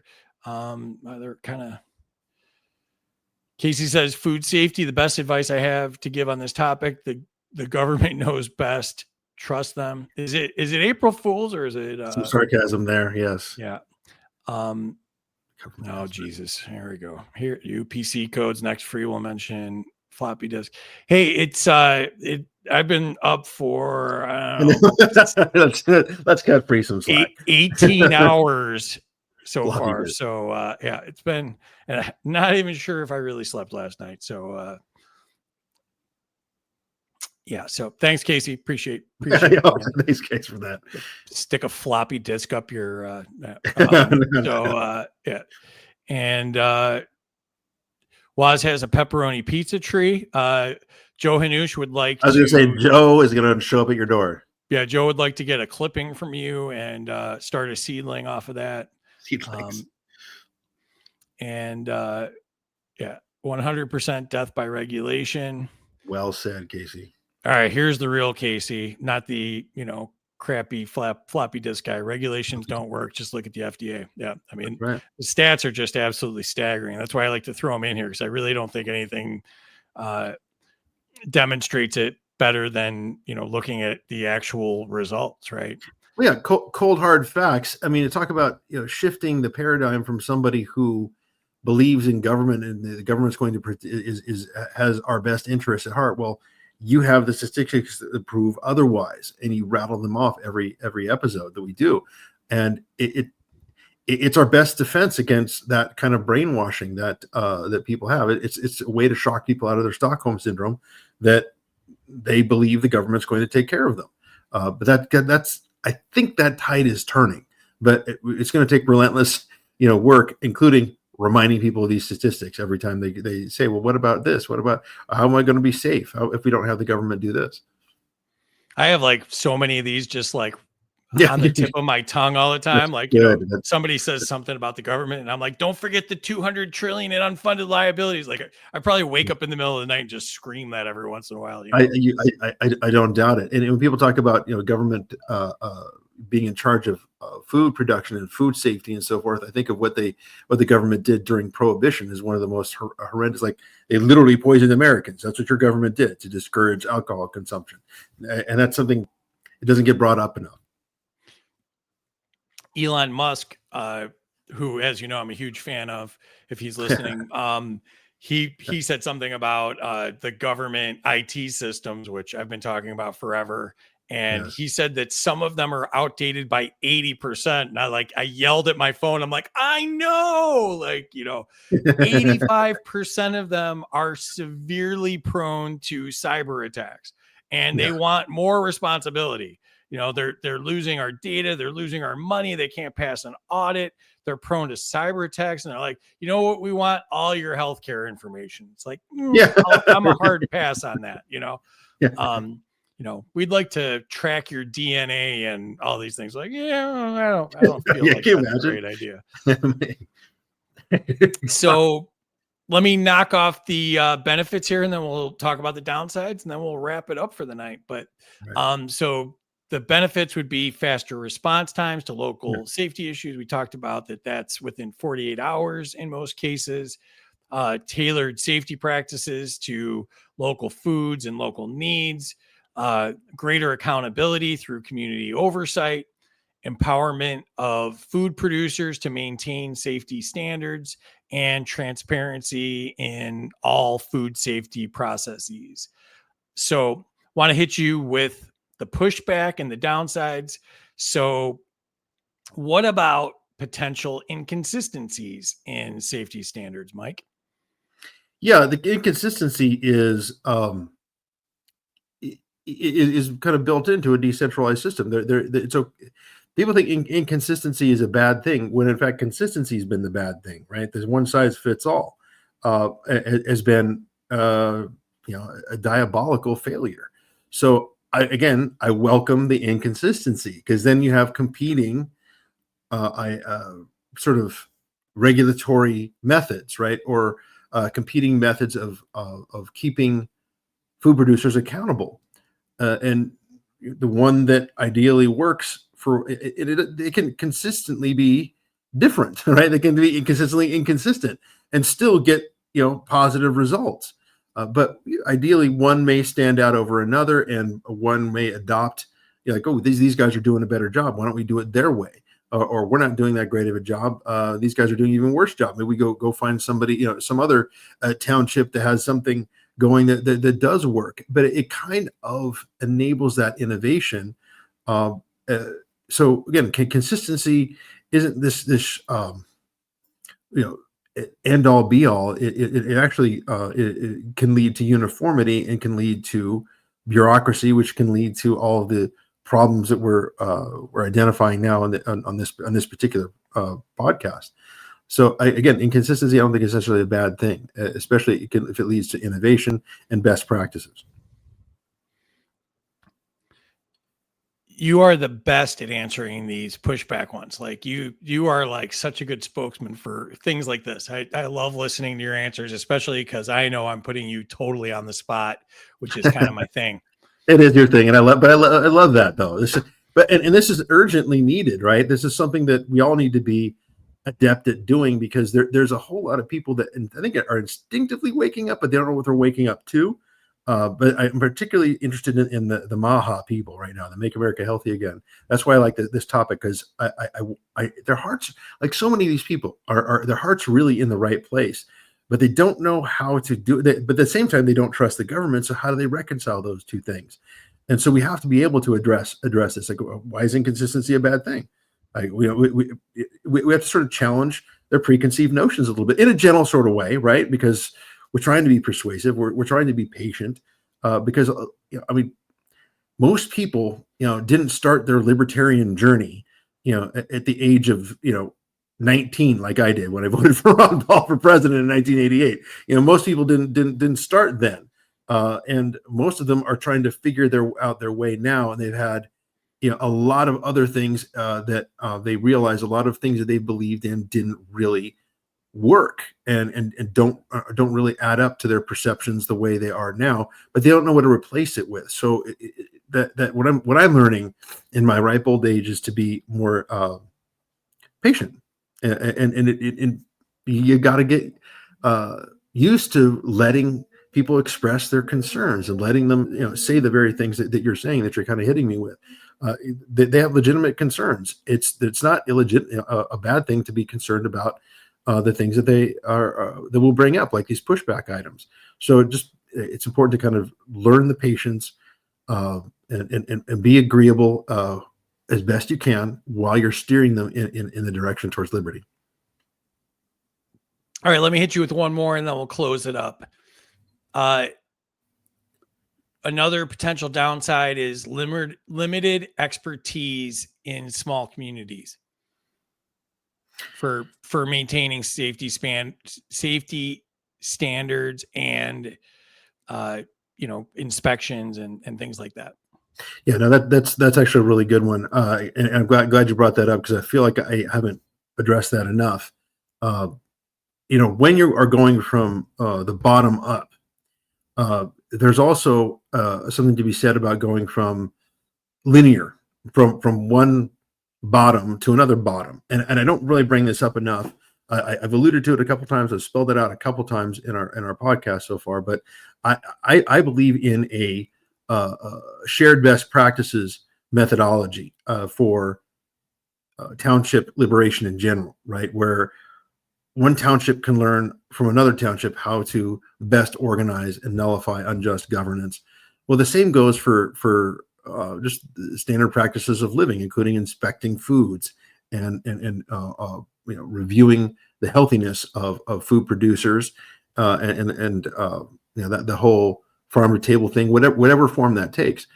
So even if you're lacking expertise in your township, maybe there's another township down the way that you can draw from their experience. Maybe they're more experienced, maybe they're more adept at that. But I'm envisioning, a network of townships operating similarly. Like, we had Richard from Wales, from a rural part of Wales on, halfway across the world. And, their community, I can guarantee you, it's so rural and farm based, would probably have a lot of insight that maybe even some of the rural communities here in the United States don't have, or whether it's, Indiana, the Farm Belt, what have you. But, again, we're talking about a network. I'm envisioning anyway, this network of united townships across the world, all pushing for decentralization, all practicing some form of decentralization and sharing the knowledge. I do that from a practical, from a grassroots activism, political standpoint with Township Liberation. I'm already talking to people across the world In fact, I'm supposed to talk to Marty in Scotland tomorrow morning, my time, be tomorrow evening his time, and compare notes. Like what? Okay, so he had a successful sort of gathering, a township gathering, earlier this week on Monday night in Scotland, in Glasgow, and I want to find out where they're at, and I want to share the stuff that's worked here in Southern California that he might be able to apply in Scotland. So there's this shared knowledge base, right? We're not isolated anymore. Praise God for the technology that we have at our disposal. So we can reach into the expertise of some other area, in some other township elsewhere in the country or the world that has that expertise. And we should be able to do that relatively easily, thanks to, again, technology. So yeah, I think those limitations are kind of fade away when you factor in the interconnectivity of like-minded people. It's already happening. I mean, I'm already practicing that myself. It's brilliant. It's great. I like to learn about what works elsewhere too, in terms of grassroots activism and coalition building. So I want to see how these things worked in Glasgow, Scotland, that I did in Huntington Beach 3 weeks earlier. So this is a great collaborative effort for liberty-minded people across the world. Yeah, you hit on the points that I wanted to make, which are, via technology, innovation becomes that much easier, right? And Absolutely. so when we get rid of decentralization, entrepreneurs and local communities will innovate and solve problems that need to be solved. And those problems probably will be different in different areas, but also be shareable, like you mentioned, right? And best practices. The solutions that need to be, developed will be developed. In addition to that, I wanted to say, this is the pushback on, anarchism that I get all the time, which is that people think like, well, anarchism is just chaos, right?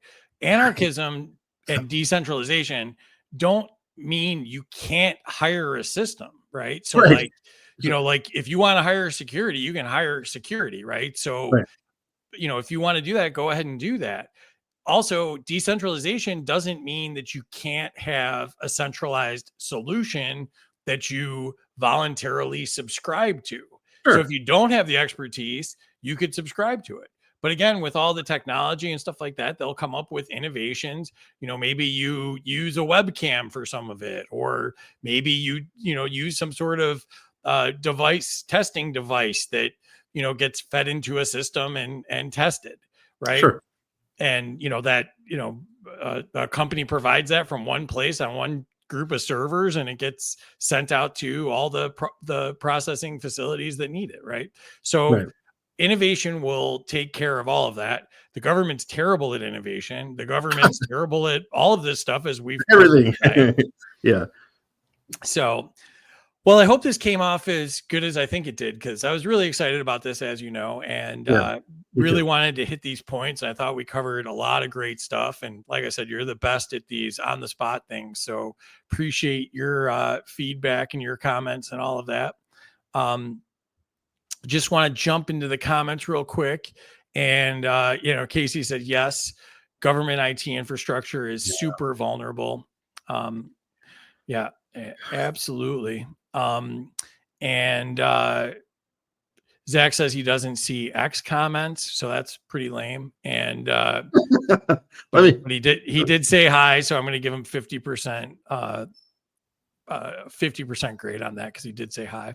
It's roughly 11 hours late, but I'm just saying. So and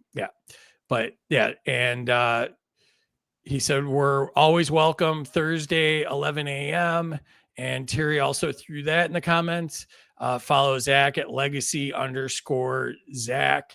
And he's also got the podcast called The Legacy Right. I always get that backwards, but the right legacy. Right.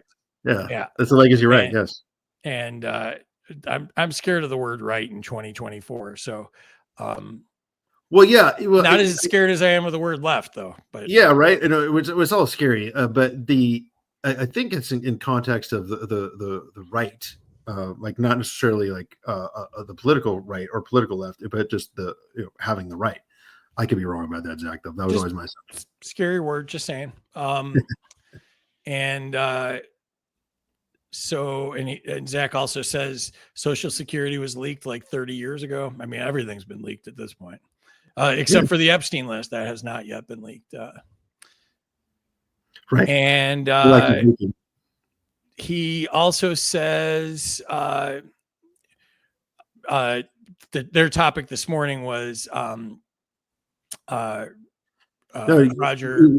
We should free Roger now. Yes. And that's the website for it. I don't know if you've noticed, but I put that on every show. It's in my opening, and then we have commented on it a bunch of times. Yeah.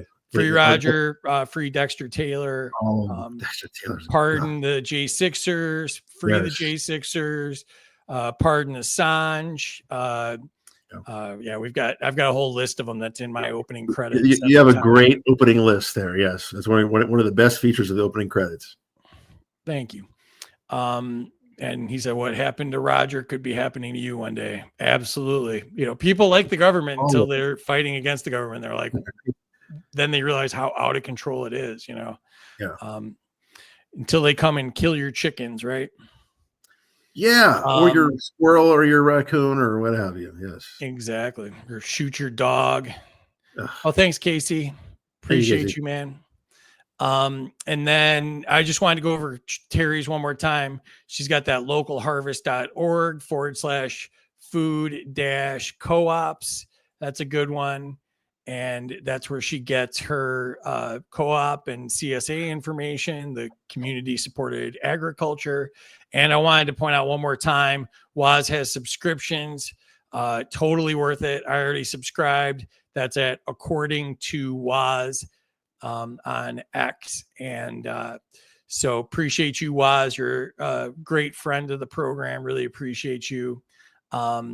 And then I just want to jump in and I want to give a shout out to my man, Mike, and his awesome book. Terry pointed out I need to add the Township Liberation handle on here as well, but you can also follow him at 2 Free Mike. And the book is The Revival of Common Sense, The Case for Township Liberation. Our team is me, Basic Beach, Terry, and then my son Mini Free does our tech, and he's making a lot of noise in the background tonight, so he's on the naughty list, but usually a big friend of the program as well. I'll throw this up. Assange, look at that. Ian Freeman, Daniel Hale, Leonard Peltier, Edward Snowden, Dexter Taylor, Ross Ulbricht, Roger Ver, and all the J6ers. So that's my list. That's a fantastic list. And hopefully we're doing the game show on Saturday. So stay tuned. Hopefully we're doing that. If you didn't catch Monday, we did a really awesome show with Cash Kelly from Protest to Prison about January 6th. And he goes through before the protest all the way through his prison experience. That was on Monday. Catch that. And we also throw that up there. We talked about Ashley Babbitt and Roseanne Boylan, RIP. So never forget those two either. So as long as we're talking about political prisoners and those wronged by the system, those two are on the list as well for sure. So anything you want to say in closing here, Mike? No, I'm just excited about the potential as we dive deeper into grassroots activism and coalition building. I am impressed by how much potential is really there, because I do think I mentioned this a couple of times, how I just feel like the paradigm is shifting in general. I think we have a real opportunity, almost like I commented this on X earlier. I feel like we're in sort of a fall. We're approaching a sort of a fall of the Berlin Wall like moment, like for the world though, right? Like there's something about like the people are just going to start walking away from the dystopia and just not going to comply. We're just going to just walk across the bridge. We're just not going to continue to live under these circumstances. I see that happening.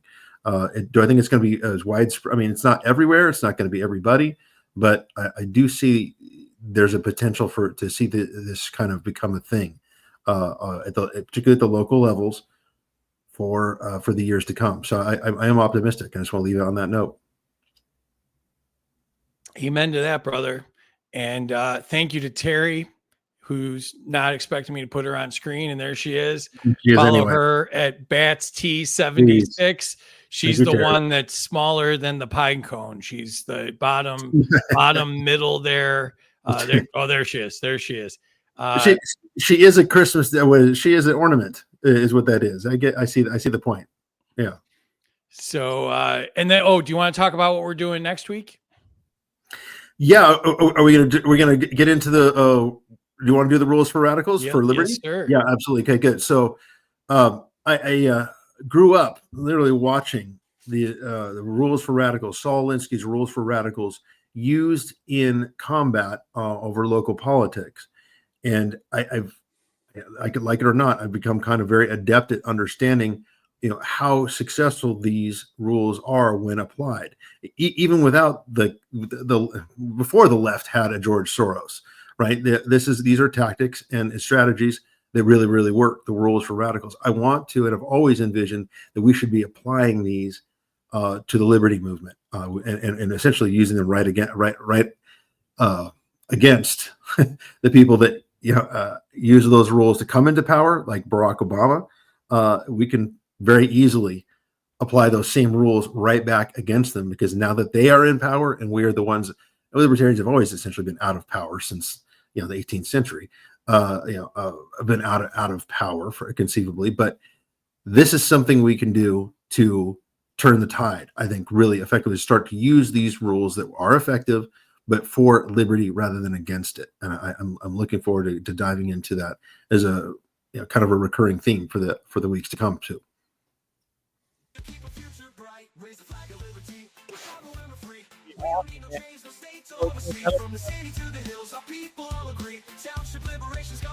So there we go. Nice Christmas tree. And so that'll be our last show before it. And thanks again to Terry. Thanks to everybody. Just wanted to throw a couple more. Casey says, "Hey Terry, well done." And then Zach said, "Brilliant and informative show as always." Thank you, Zach. Appreciate you, man. Appreciate all your input and everything. Smart dude. And we mentioned follow Zach for sure, and follow Casey too. Agree with you, Mike. Yeah. I believe we are shifting. Follow everybody. Can't mention everybody else, but yeah. Make sure you do that. So appreciate you all, and see you, if not Saturday, see you next week. Peace out, y'all. Thank you, everybody.